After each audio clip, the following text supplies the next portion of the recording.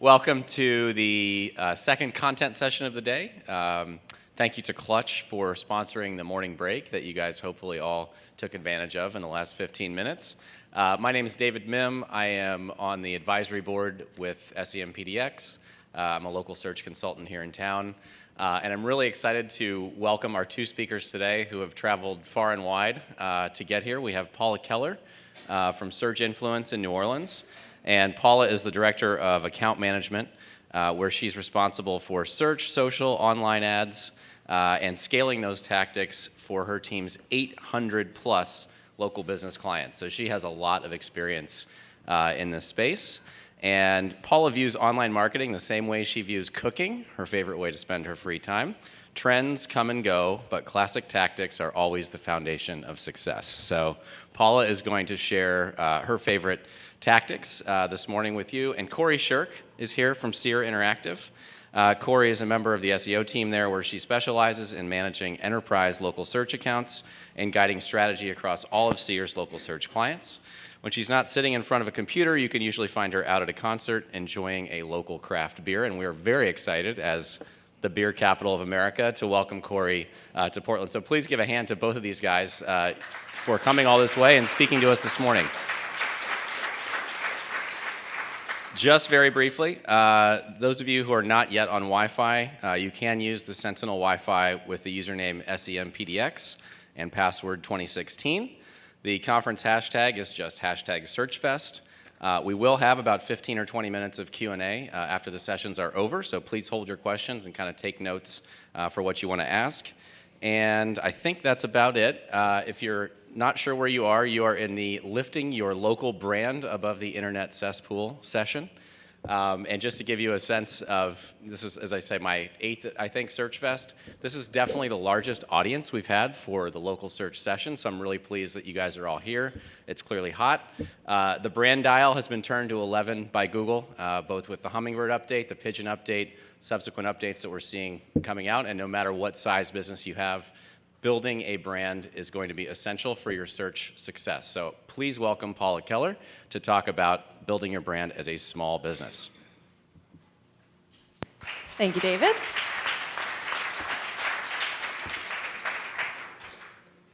All right, so in 2008, Eric Schmidt said that brands are how you sort out the cesspool of the internet. And so that's all what we're going to be talking about today. And I'm going to talk about how local businesses can make themselves appear to be the brand in their local market. And Cori is going to talk kind of the flip side of how bigger businesses that have multi-locations can help themselves be truly locally relevant to the areas that they have locations in.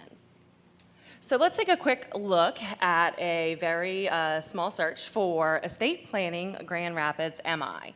So there's a lot of different sites that you might see for this, right? You have local businesses, and then you, of course, have the big websites that ultimately want to get traffic for this as well. So let's take a quick look. What do we see?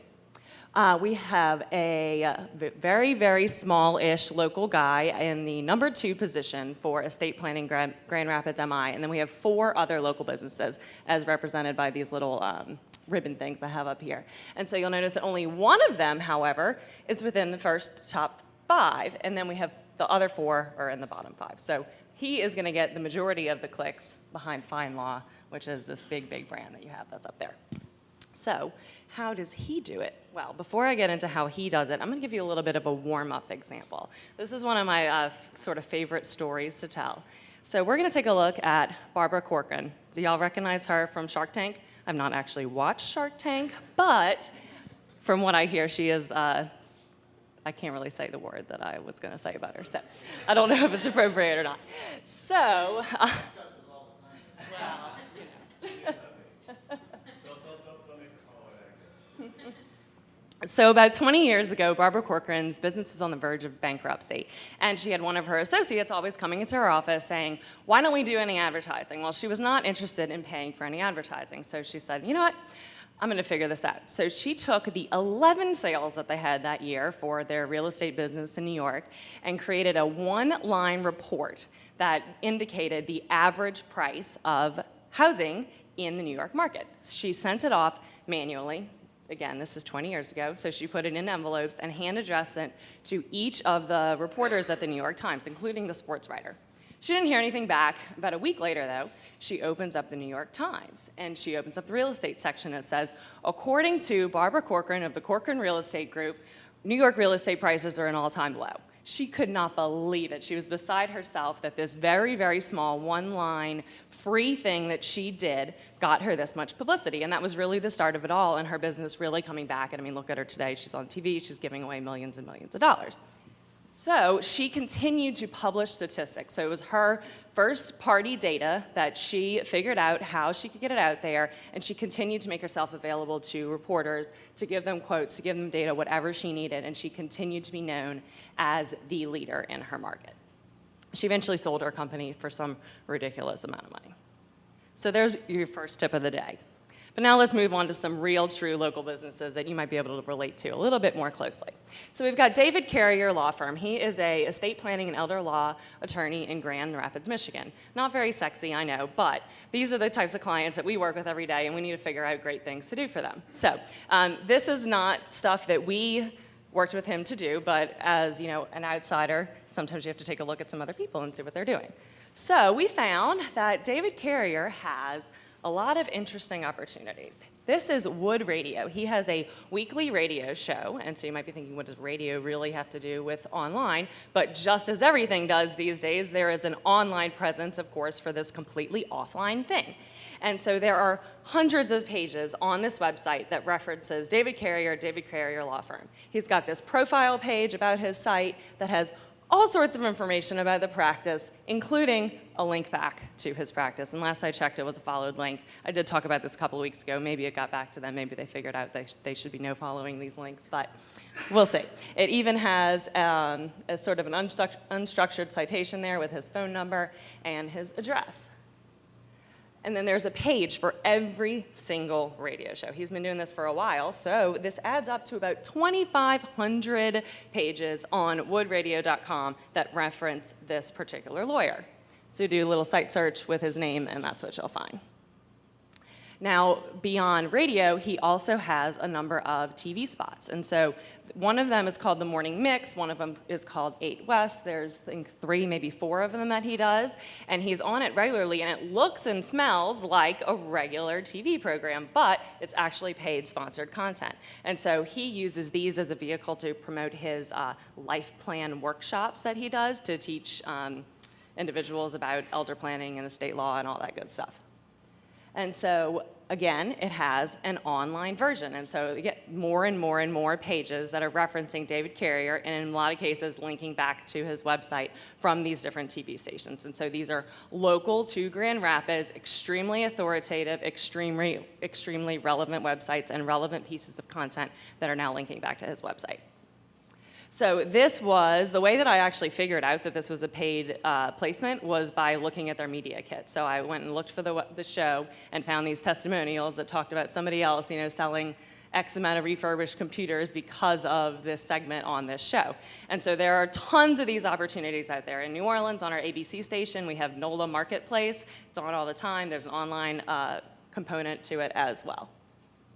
So did it work? Well, I started off with him as my example, so obviously he does work. It does work, but he ranks number 2 for estate planning Grand Rapids MI, and he ranks number 3 for elder law Grand Rapids MI. And so these are his 2 major keywords, and he's been able to lift his brand above all of the other brands in his market and ultimately beat out some of the other bigger players as well. So you'll see yellowpages.com, Justia, lawyers.com. He's above all those guys, and he is just a regular lawyer in Grand Rapids.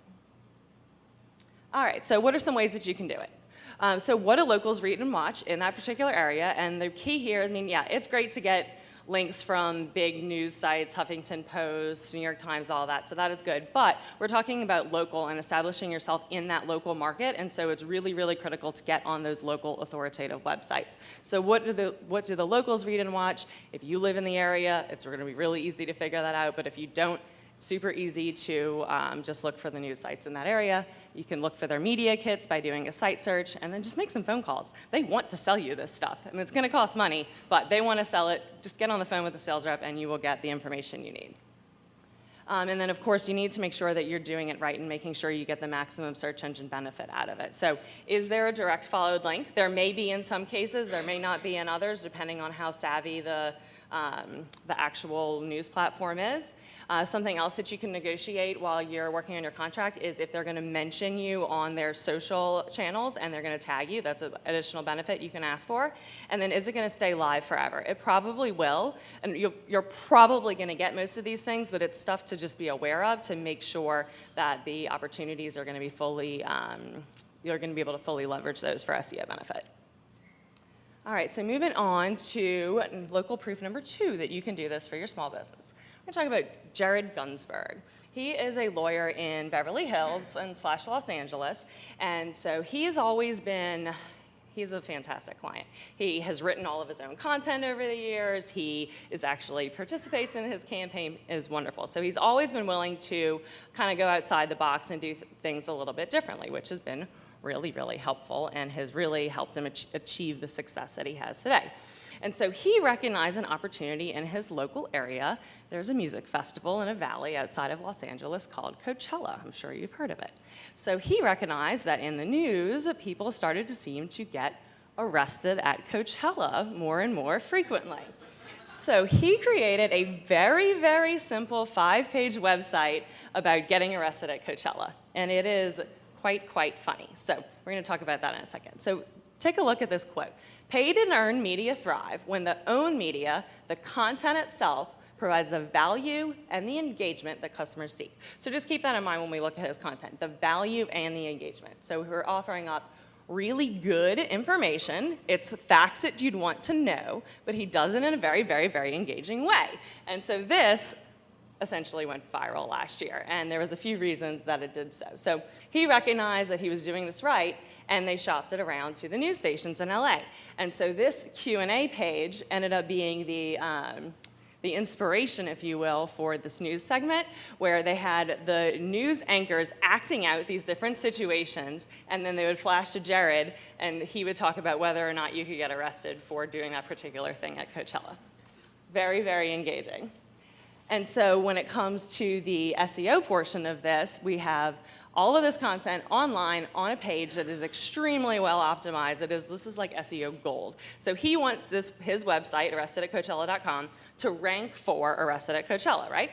So now he has a page on KTLA that is very well optimized for Arrested at Coachella, completely natural, that has 2 links back to his website. It's in the title tag, it's in the URL, it's in the headline, and he has 2 links back, one to his practice website and one to arrestedatcoachella.com.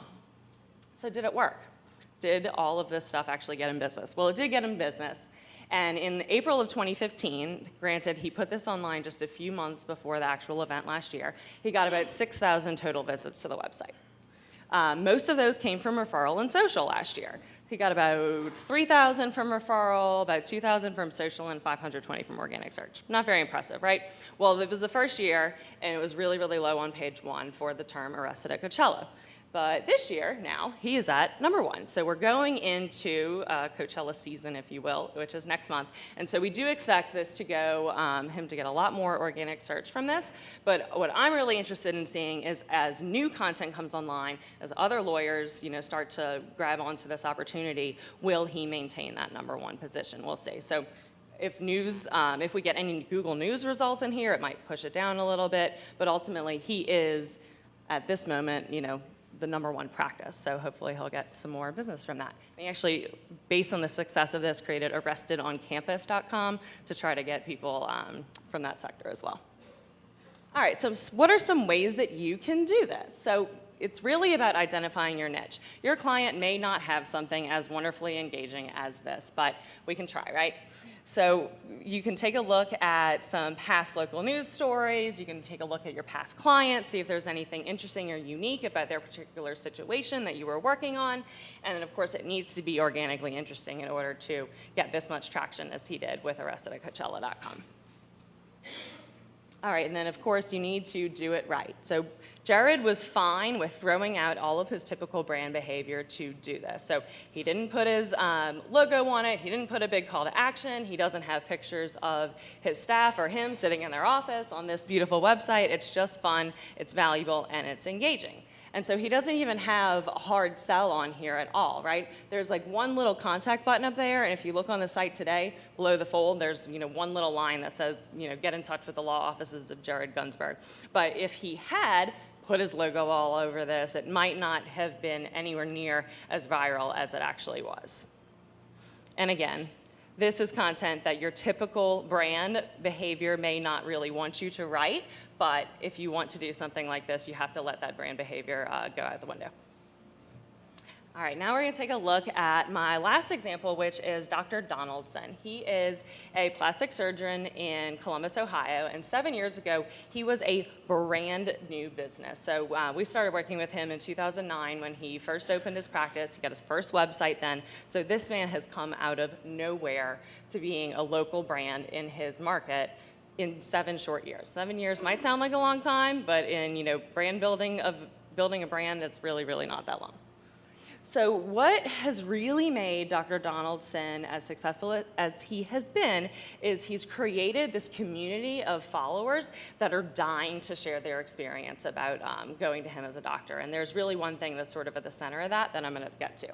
But really it all started with him. He is a wonderful, wonderful doctor. He has a great bedside manner. He recognized that if he can continue to scale in a way his service that he is giving to his patients by hiring great staff and training them to be as great as he is, then he can continue to grow his business. So this helps him a lot because he's offering a great, great, great customer or patient experience.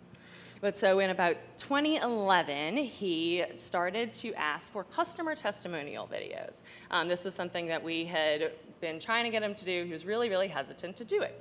But once he started to ask for them, he was amazed that he could get these women to go on camera and talk about their experience getting plastic surgery. Plastic surgery is not necessarily one of those things that people want to go out there and talk about, oh, I got a tummy tuck, I got a facelift, whatever, but he found that they were actually willing to do this because they were really interested in sharing their experience. And now, we're about 5 years later, he is pushing 200 of these on his website. And this is something that people get really, really excited about. It helps other women see that Dr. Donaldson is truly a great, great surgeon that they should go to. And so this is the thing that is at the center of everyone wanting to share their experience. People actually ask to do these videos now because they want to be on the website. And so beyond that, he has a patient-submitted selfie gallery. Now, there's not that many of them because he does not solicit these at all. Now he does solicit the testimonials. He'll ask each patient, would you like to be in a testimonial video? But the selfies are totally voluntarily submitted. And the thing that I love about this is that one person submitted a selfie once, and we recognized it as an opportunity and said, let's put this on the website, see if we can get more of these. And we did. So all of this, social proof of these great, great selfies are on the site, and people are dying to share their experience with Dr. Donaldson. He has a few different blogs that are out there that have written about their experience and link back to him. Some of these are a little old, but he does link to them from his blog, which is kind of nice. It gives a little bit of a natural interlinking opportunity. Now, this is just awesome. Take a look at this. I don't know if you can read it from back there, so we'll read it out loud to you. So we posted this post that is not very engaging. Only 3 people liked it. However, the comment on it is what is most interesting. So Rebecca says, love my new boobs, thanks to Dr. Donaldson. And Mandy says, glad this showed up in my newsfeed. I've been thinking about new boobs and had absolutely no idea where to go. And then says, I'm going to call him on Monday morning. If anybody tells you Facebook can't get you leads, take a look at this. And so this one so simple post, what do you love most about your body? Rebecca talks about how much she loves her new boobs, thanks to Dr. Donaldson. All right, so does it work? Does all of this great customer-generated content really help Dr. Donaldson? Well, it definitely does. He gets about 3,500 monthly visits, and so to compare to where he was in 2009, he got about 800 monthly visits. a lot of those come from organic search. He does do a lot of paid advertising as well. So about 1,800 of those are organic visits. He had about 240 of those each month in 2009, so he has come a long, long way. He has certainly gone through some tough times with organic as things have changed over the years, but as he has continued to push for new content and rewritten a lot of long content on his website, it's really helped him out.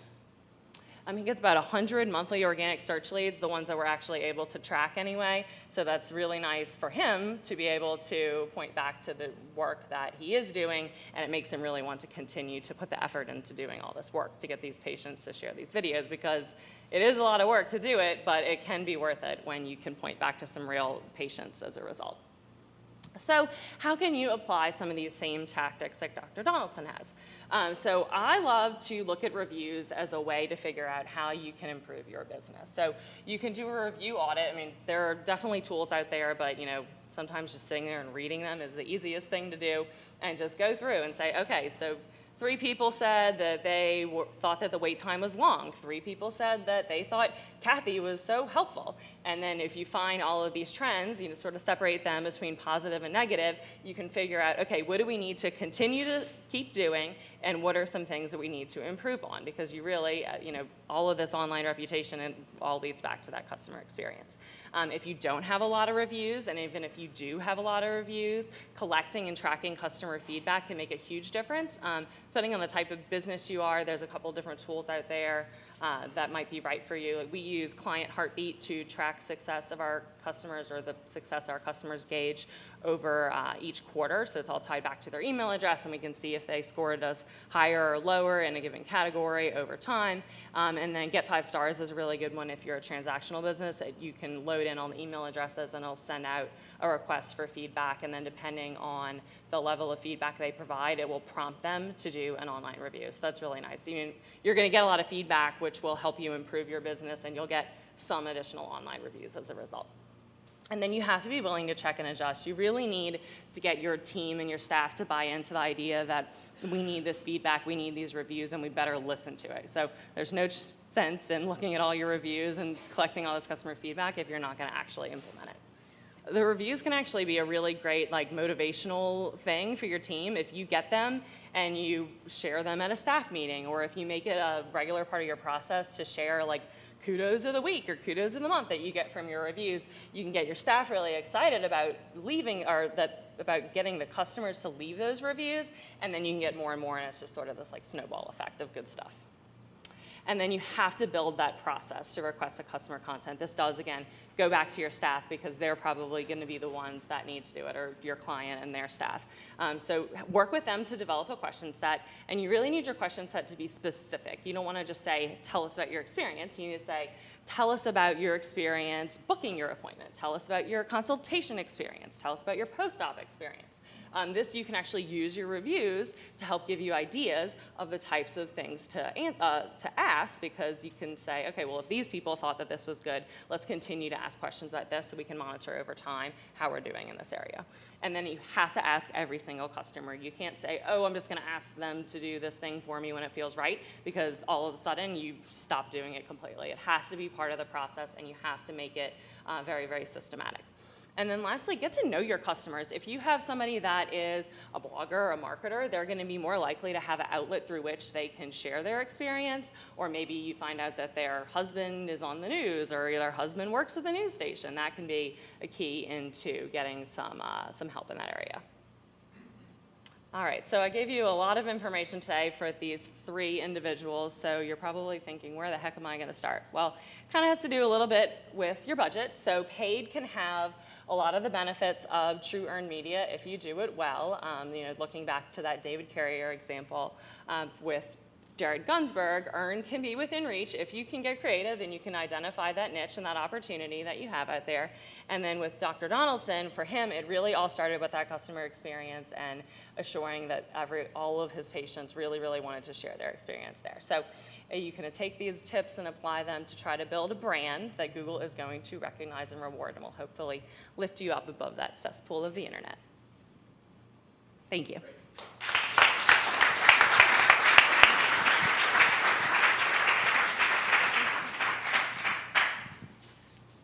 Thanks, Paula. I loved how tactical that presentation was. Hopefully you guys did as well. And we'll certainly have time to ask some follow-up questions around some of those processes that Paula was talking about. Up next, though, is going to be Cori Shirk, and Cori is going to flip Paula's presentation a little bit and talk about local tactics from a national brand perspective. So please welcome Cori.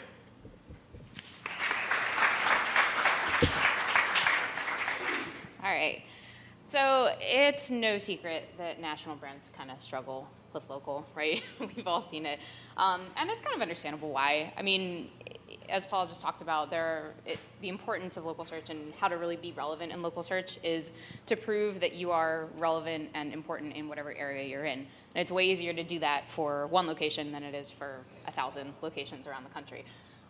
So I'm going to let you in on a secret, though.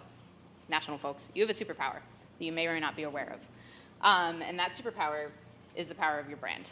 So with this brand, for better or for worse sometimes, you get the benefit of the doubt a lot of the time. You have the benefit of people already knowing who you are, so you don't have to work as hard to convince them that you're relevant for whatever it is they're looking for.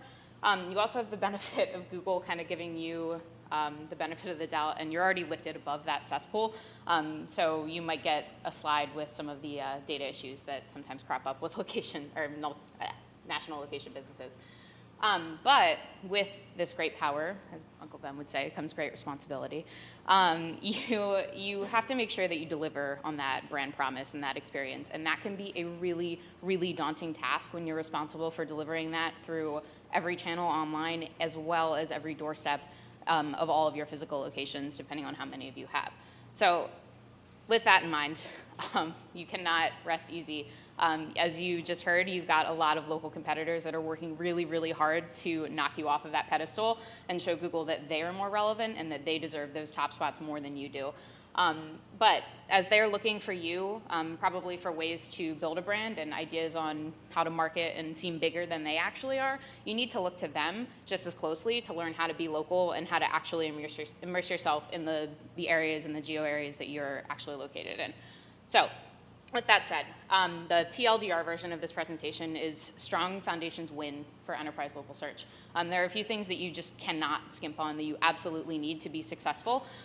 Those things are local listings, a localized website, reviews, and links. And these are all things, as Paula mentioned earlier, that trends are going to come and go, but the classics are going to stay the same. When I think about local and where local's headed and where it's coming from, these four things are really not going to go anywhere anytime soon, right? These are how Google translates offline happenings into data that it can understand and process online. So starting with listings, this is how Google confirms that you are, listings and location data, is how Google confirms how you are where you say you are in the offline world online. And listings are kind of not the sexiest part of our jobs, right? They kind of get a bad rap because they're kind of, tedious and not super exciting. But you want to make sure that they're set up so they're useful for both search engines and for users, and you don't want to spend a ton of time on them. So to optimize your time and manage these efficiently and effectively, make sure that you hit all 5 W's of fully optimized listings. The first up is who you are, your NAP, your logos, who you are as a company, your brand identity, what you do, your categories, where you're located. Go beyond your physical address here, latitude and longitude coordinates, your neighborhood, any containment store information that might be helpful for somebody looking for you, when you're open, your store hours, and why someone should come to see you. Now, business description, it blows my mind when I see people leave these blank or just use them as like a place to put another tagline, because this is the only place in listing optimization where you can say anything you want to. You have 200 characters, sometimes even more, to say anything about your business, so get creative with these. Use this as an opportunity to maybe add a coupon code in and track ROI of your listings a little bit, but I mean, just don't leave them blank. So as you're filling these CSVs out and you're working through your bulk uploads, just try to not just fill out the required forms, the required fields, and actually go past that and optimize them and make them useful for people as well. When it comes time to actually deciding where to put your location data, that can be a challenge too, because you can't get it everywhere, and you probably don't have to. But there are a few tools that I like to use to understand where I should put them and how to prioritize my time. Right Local Citation Tracker is one that I really like. It essentially does a gap analysis between you and your top, I think it's your top 3 competitors in a particular zip code, and then it'll kick back websites where you have listings and where your customers have, or your competitors have listings and where you don't, and then highlight areas where if you see a lot of your competitors have listings or citations on one website, then you should prioritize getting a listing on that website. So it's really helpful when just structuring, like, where do I even start with this? Leverage competitive intelligence to figure that out. Places Scout is another awesome tool. Go check them out, seriously, they're amazing. They do everything almost, but for listings specifically, I like them because they do something similar. They'll run out and pull in all your citations into one dashboard, but they also check a few vertical specific directories, which can be a challenge to kind of collect information from sometimes, especially for restaurants and auto industries. So definitely check them out, and they have a lot of other great features in that tool as well. Moz Local is awesome. They're going to get you the best coverage in the data ecosystem for the best price, I think. It's also nice to have it all managed in one dashboard. And they also help you squash duplicates, identify and squash duplicates, which is like kind of nightmarish sometimes when you're working with a few hundred or a few thousand locations. So definitely worth the price, in my opinion, on that. And Yext is another great option too. Yext I really, really like for situations where you need to push information out quickly. So if you've got holiday hours or something like that that needs to be updated for your customers in a timely fashion, Yext is a great way to do that. They are also good for business models where you're acquiring or removing locations from your data set a lot. They can get that information updated pretty quickly through there. Sometimes, don't be afraid to mix and match. Sometimes these tools work really well together. Moz Local and Yext are a great pair. They kind of plug holes in their distribution networks as well as complementing their duplicate suppression services really well.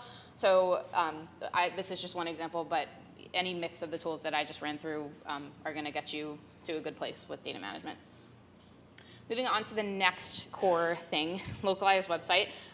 So listings are how Google confirms where you are in the offline world. Localized website is how they really understand what you do and that you do whatever you say you do. So when you're thinking about your on-site strategy, when you're setting this up, follow the idiot's guide to location pages. Individual pages, discoverable pages, informative, optimized, and tagged. And I'll walk through all of these now. First up is individual, and I make this face when I have to make a case for this because some people still don't believe that it's important to have an individual page representing each location on their website. Well, first of all, reason why, and I know this usually isn't a good reason, but Google says so. And very few times in SEO do they ever give us something that's like, hey, like, this is really important, so we're going to develop an entire guide around how to do this really well. They mention it 4 times in their first 200 words of their guide to setting up websites for local businesses.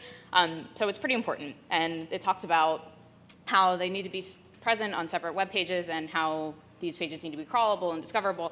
But in case hearing it straight from the horse's mouth isn't convincing enough for you, these actually work really well. People want information on local pages. They want to be able to interact with an actual physical location and not just this like brand company idea.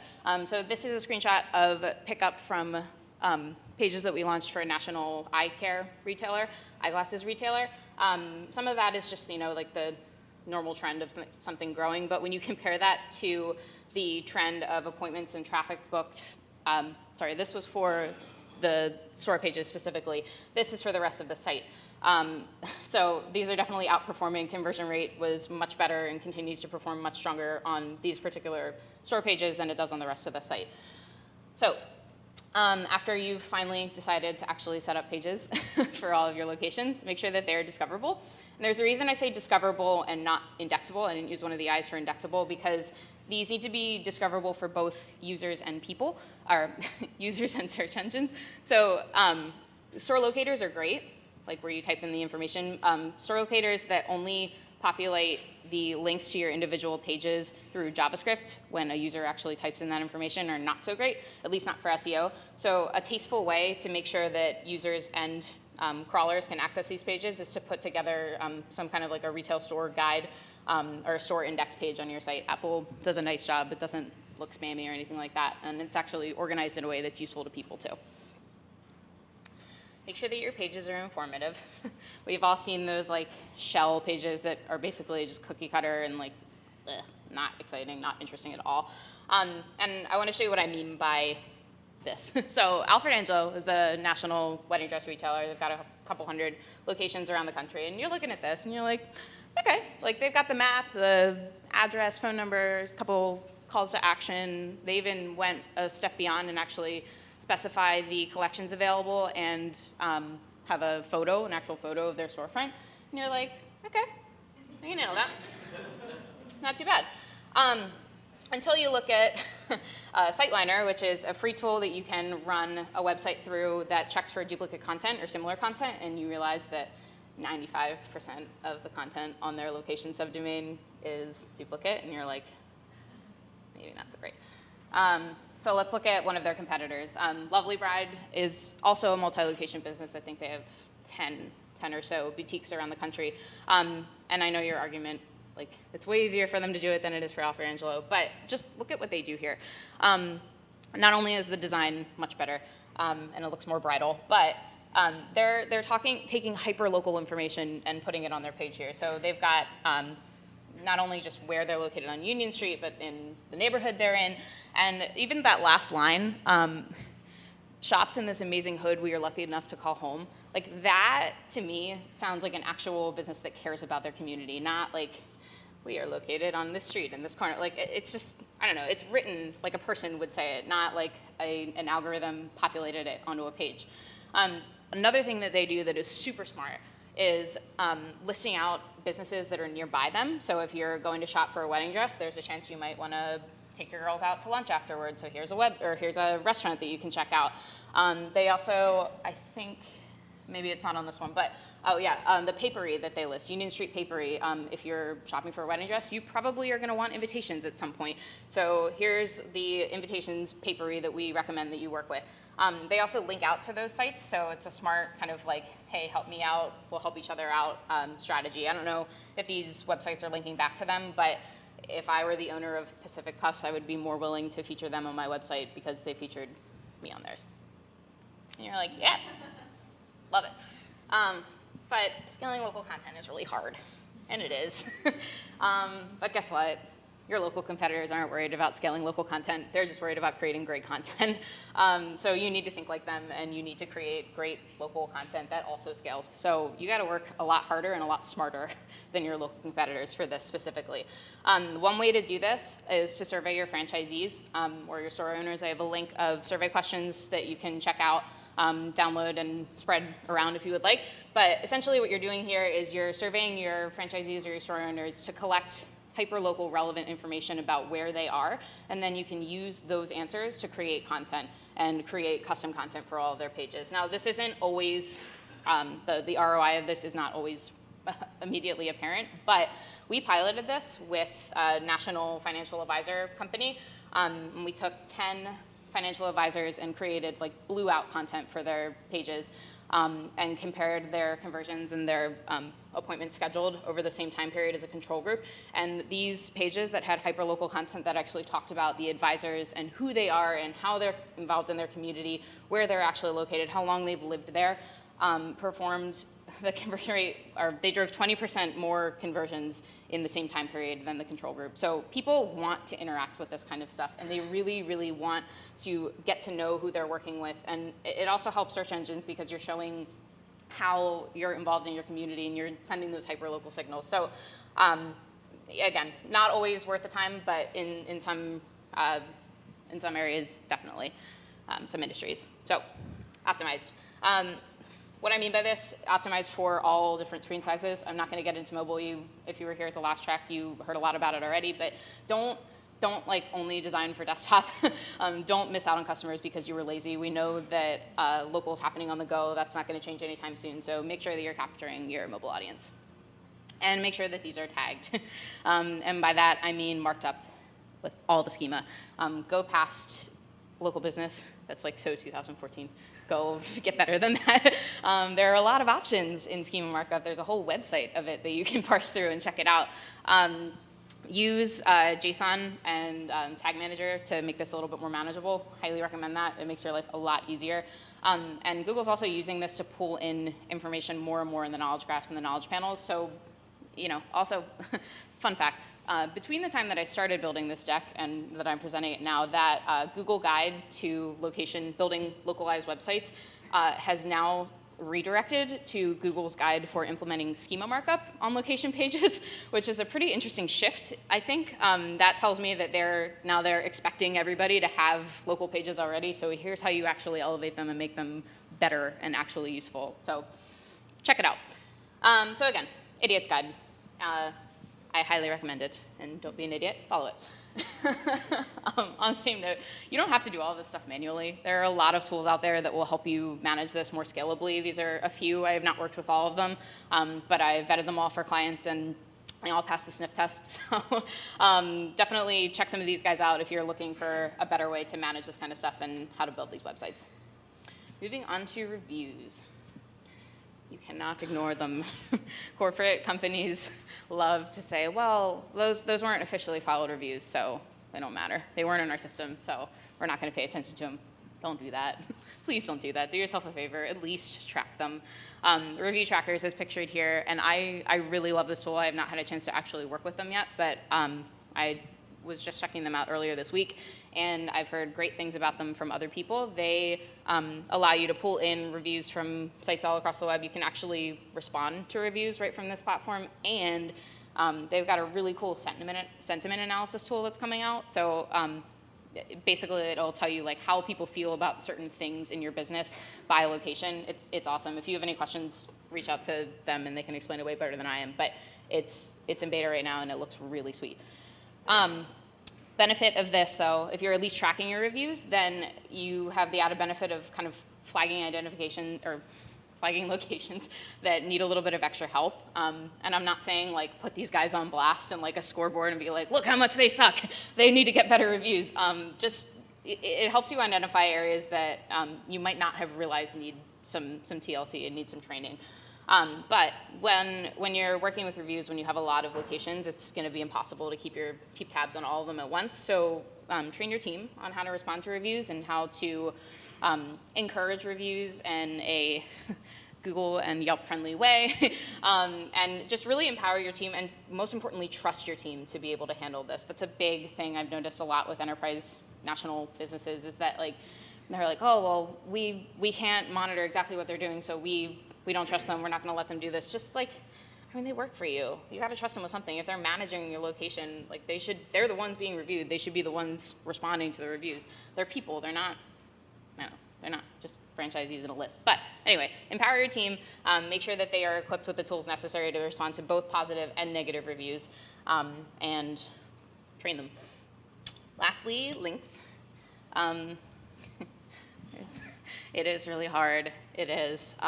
Paula outlined some great ways that local businesses are doing it, but there are some ways that you can kind of follow the same ideas from a national side.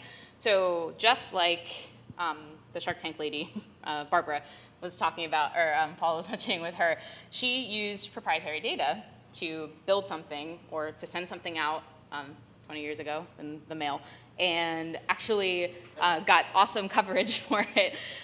You can do the same thing. If you have proprietary data, which if you're a national company, I guarantee you have something that is interesting to someone if you split it out by state. So here's an awesome example of people doing this. Zillow put together on Valentine's Day a best cities for finding love, and they used their database of available, I don't even know. They were using the database that they had that was how many places are available to move into, if you're likely to find someone who is single when you're moving into that town, how many date spots there are, how many people are new in that town, so how many houses just sold in that area, and how many of those people are single. So they were cross-referencing their own data set with some other data sets that they were able to get their hands on, probably census data, and it got a handful of local links and local coverage. So this is the kind of stuff. Zillow, a little different because they're not in a brick and mortar location, but you could easily do this for a company. If Chipotle put out a map of guacamole consumption around the state or like around the country, people would totally link to that. People would love that. I don't know why they haven't done that yet, but if anybody here works at Chipotle, do it. Yeah, another example of this, wine, states that love wine the most got some great coverage. Pennsylvania is really slacking on this. I think that's why Penn Live and Philly Mag are both listed here, and both of the coverage was like, guys, we're not doing so hot, let's drink more. So it's kind of like, it gets mixed coverage, but it does get coverage. And it's a way to build those links with one thing, and then just get that coverage in local markets. Also support that with promotion.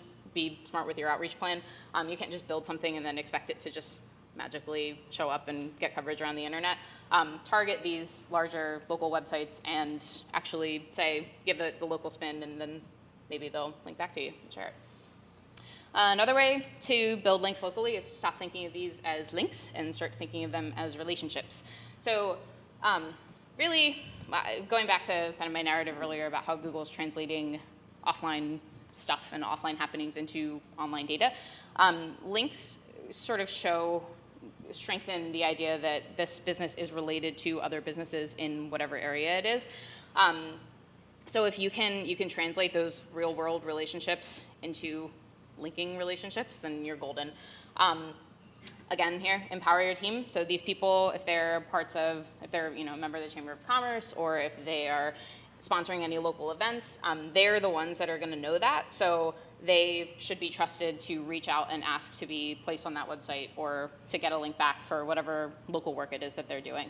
One really smart way that I saw someone doing this is a preferred badge, like preferred partner badge strategy that David's Bridal is doing. So David's Bridal, another national retailer of wedding dresses. I just got married in September, so sorry, not sorry. And Paul's getting married soon too. But they are empowering their team to say, hey, like we've worked with these people and at weddings, and we know them really well in this area. We trust them. So they're sending out a badge essentially that gives them an ego stroke and says, we work with David's Bridal, which is a very well-known brand. And it's linking back to their site from a hyperlocal website. So it's a win-win on both sides. And that's really where relationships are the strongest, right? When both parties win. So tackle all of these things and make your national business local, and you will be set up for success. Thanks. Great.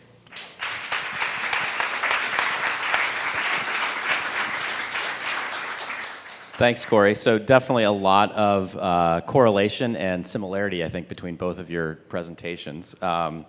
These guys did a great job of finishing exactly on time. So we have about 25 minutes for questions, actually.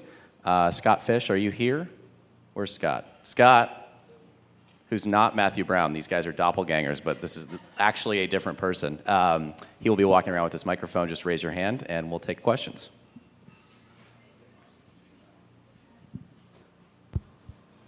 Yes. Hi, I work for a restaurant in San Antonio, and I've noticed that over the years, instead of ranking #1 for their restaurant, Yelp has taken over like the top 3 positions. I understand the concept of an indirect link, but is there anything we can do to beat out Yelp? I can take that one. Go ahead. All right. I think by indirect link, you mean like the concept of barnacle SEO. Have you heard that term before? Yeah, so the concept, for anyone who's not familiar, of just kind of taking advantage of the fact that someone who is representing your business is ranking #1 and just trying to make the most of that. To beat out Yelp, I honestly, that's tough, right? I mean, they're massive, and I would, instead of focusing on how to beat them in SERPs, maybe focus on tracking the traffic and the actual people coming into your door that you get from Yelp. So if you can you could invest in Yelp ads if you want to, or find a way to incentivize people to tell you that they found you through Yelp. And that way you might be able to at least quantify the value that they are getting from that barnacled #1 position to your client. Because I totally get that. It's tough to say, like, we don't need to be #1 because that's been ingrained in so many clients' heads. But I would try to find the value that you are getting from that visibility. Paula, anything to add to that? I would say just continue to get listed on more and more of those sites. I mean, restaurants is sort of the typical category of you're not going to see many actual local businesses ranking. I mean, David just pulled up this search. You've got Zomato, which used to be Urban Spoon. You've got all sorts of sites that you can go and get listed on and use that whole idea of Barnacle SEO. I mean, sometimes with Yelp, you're going to see the restaurants page ranking, and sometimes, you know, the overall restaurants page ranking, and sometimes you'll see the individual restaurant pages. And so by continuing to encourage reviews and build out that content is going to increase the likelihood that your restaurant could be one of the individual profiles that ranks. I was trying to pull up an example of that. Doesn't look like I was successful. But essentially what Paul is saying is optimize your profile on these sites so that it actually ranks in Google rather than just the category page. Yeah, So exactly. sorry I couldn't pull one example up. But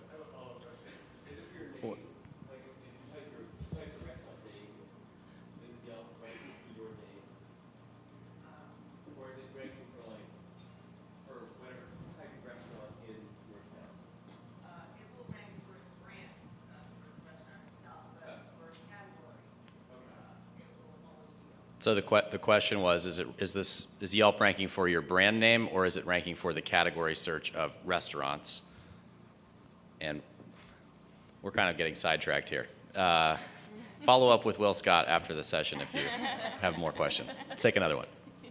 Well, and I guess I've been faced with that myself, and I'm just wondering if you know, for Android devices, if it would be the same, because they'd be using, you know, if they're using an Android device, it's not necessarily in their Maps function, it's not going to show the Yelp location, so you can beat it in Google Plus, you know, with G Plus reviews and getting a bunch of those, that'll rank you real nice on Android, even if you can't win on the iPhone. My question was, the My Business page local listing, is that where your priority is for local business directories? And what would be your priority for the others? So Yeah, just who aren't familiar, these are the equivalent of Google My Business pages here that are showing up in a different format than web page results. So you guys want to take that? Yeah, you had listings, so you Okay. talk about that. All right, I'll talk about those things. So Google is like step one. I think just like the most anemic strategy is to just at least make sure that you have visibility there. 'Cause you Cori, can't- speaking of the microphone. Oh, sorry. You can't rank here. You can't show up here if you don't have a Google listing. So at least make sure that you're covered on that front. After that, Apple is a really good place. Apple, Maps, Bing, Yelp, they all kind of are the same thing or similar cross-pollination now. So making sure that you have visibility on iOS devices, which is a huge part of the market now, especially with Spotlight search in iOS 9. That really, engagement with those kind of listings really took off, and you need to make sure that you at least have visibility there. Another question, Scott, right there.